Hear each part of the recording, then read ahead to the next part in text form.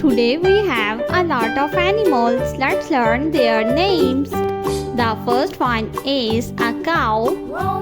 This is a cow. The next animal is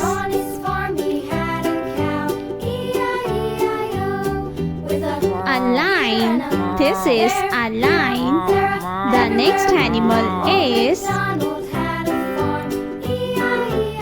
a zebra. This is a zebra. The next one is giraffe. This is giraffe. The next animal is elephant. This is elephant. The next animal is a sheep. This is a sheep. The next one is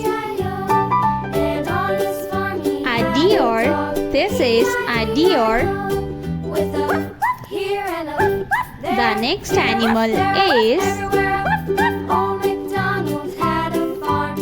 a cow. This is a cow. The next animal is a giraffe. This is giraffe. The next one is a tiger.